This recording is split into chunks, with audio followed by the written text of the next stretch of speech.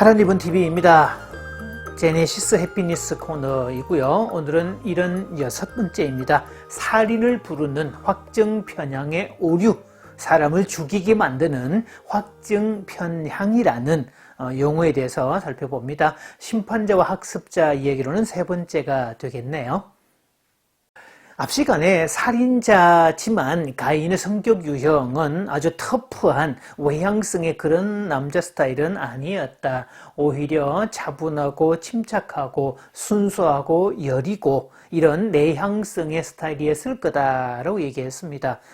분노를 컨테이너 속에 마음속에 창고라고 했죠. 마음속에 그 창고에 켜켜이 쌓아두었다가 드디어 그게 용량이 다 차는 날 한꺼번에 폭발을 시켜서 그랬다 라는 이야기를 드렸습니다. 그게 살인을 불러왔던 이유 중에 하나였죠. 쌓아둔 분노, 컨테이너에 쌓아두었던 분노, 그걸 한꺼번에 표출하기 때문에 사람을 죽였다라는 내용이었고요. 오늘은 그 두 번째 이유가 되겠습니다. 살인을 부르는 두 번째 이유, 확증 편향이라고 합니다. confirmation bias라는 단어를 쓰는데요.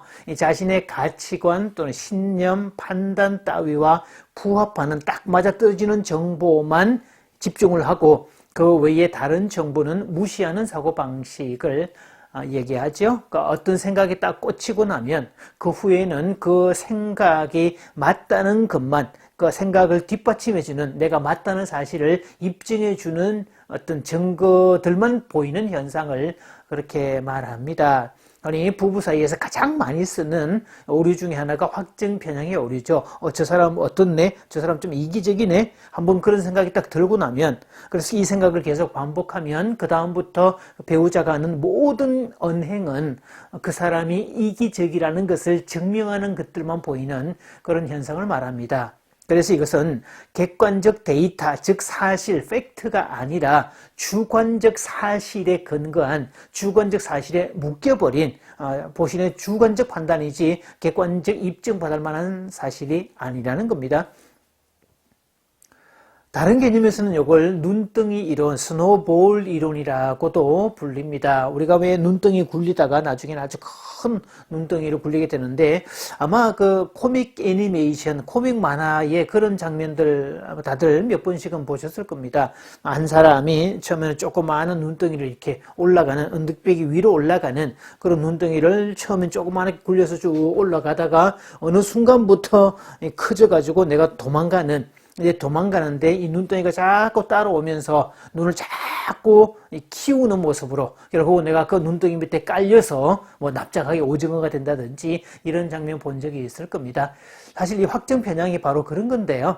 전혀 사실도 아닌 건데 그 생각의 꼬리에 꼬리를 무는 생각이 자꾸 커져가지고 그 생각에 의해서 함몰되는 사태까지, 결국 사소한 일 하나가, 지극히 작은 일 하나가 생각이라는 그 눈덩이 이론이 돼가지고 점점 더 커졌더니 살인을 불러오는 이유가 되었더라. 살인을 해도 되는 어떤 합당한 이유로 돌변을 했다는 내용입니다. 특히 확증 편향은 좋은 쪽보다는 부정적 사건에 초점을 두죠. 어떤 부정적인 생각을 계속 반복해서 생각을 하면 눈덩이처럼 커져가지고 마침내 걷잡을 수 없는 상태까지 이르게 된다라고 하죠. 자, 예를 들면 어떤 사람이 회사에 출근을 했는데 사무실에서 이제 동료들을 만날 거잖아요. 그래서 어떤 사람을 보고 인사를 반갑게 했는데 그 사람이 내 인사를 안 받아줍니다. 그러면 자리에 앉아가지고 오늘 그 사람이 왜 내 인사를 안 받아주었지? 이 생각을 계속 반복하면 전혀 사실과 무관한 그런 여러 가지 생각들이 자꾸 들어오고요. 이 생각들을 계속 자꾸 커지게 냅두면 나중에 근거 없는 사실로 등장이 된다는 거죠. 예를 들면 오늘 그 양반이 왜 내 인사를 안 받아주었지? 오늘만 안 받았을까? 평소에 잘 안 받았지 아마?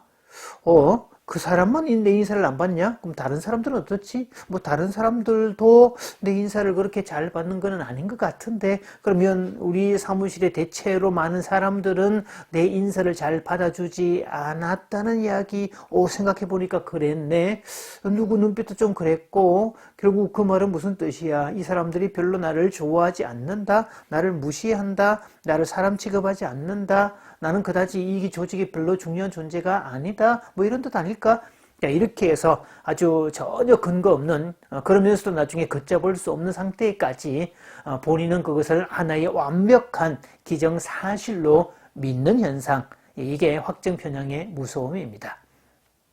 그러면 확정 편향에 빠지지 않으려면 생각 멈춤, 포즈 기능을 사용을 하셔야 되고요. 두 번째, 반박하기 기능을 사용해야 됩니다. 더 이상 생각하지 않도록 생각의 오류, 반복의 오류, 눈등이 이론이기 때문에 생각을 계속 하다 보면 생각 자체가 커지는 현상이기 때문에 일단 그런 생각이 들 때 일단 생각 스톱, 생각 그만, 이제 그만 생각하기, 이렇게 스톱을 외쳐야 되는 상황이죠. 자, 그러면서 반박하기를 사용을 해야 되죠.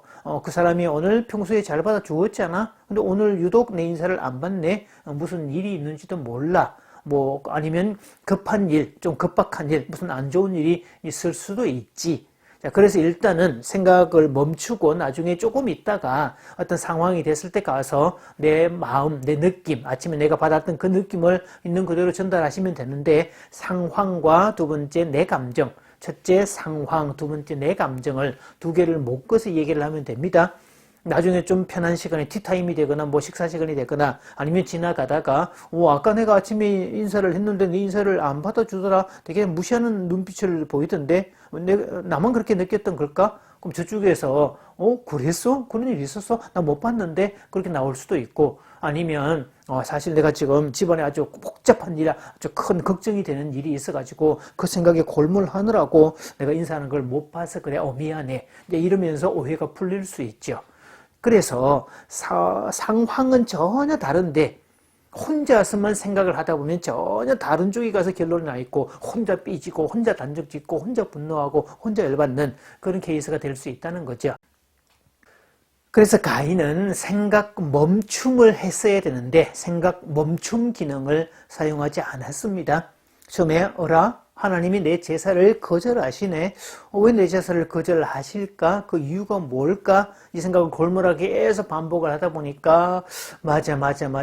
언제부터지? 그러니까 아벨이 내가 제사 드리는 거 보고 자기도 좋다고 한다고 했는데 아벨이 제사 드리기 시작하면서부터 내 제사는 거절되었지. 그러면 제가 문제겠네. 제가 문제야. 아벨이 문제야.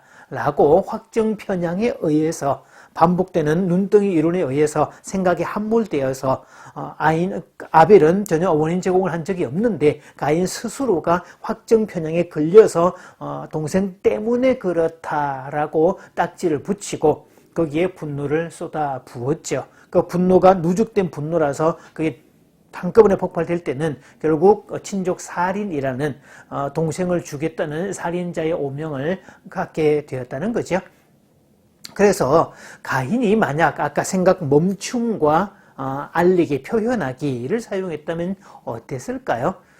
야, 아벨아, 그 하나님이 요즘 내 제사 안 받으신다. 왜 그러실까? 내가 형 생각에는 지금 네가 제사 드리는 딱 그 시점과 맞물려 가지고 네가 제사를 드리기 시작하면서부터 내 제사는 거절하셨어. 그렇다면 네가 원인 제공자 아닐까?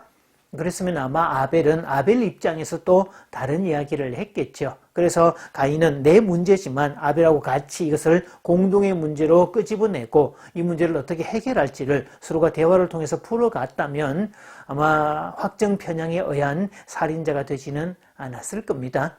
그런 면에서 살인을 불러오는 억압된 분노, 누적된 분노, 컨테이너에 쌓아둔 분노도 살인을 유발하지만 혼자만의 생각, 눈덩이 이론처럼 쌓여진 생각, 그 부정적인 생각이 너무 커지면 나중에 살인을 불러올 수도 있다는 점을 기억을 해야 됩니다.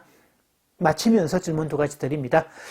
내가 혹시 확증 편향의 오류에 빠진 적은 없는지. 그럼 두 번째, 어떤 생각이 막 부정적인 생각이 들 때 생각을 멈추고 반박을 했더라면 어떤 결과가 얻어졌을까?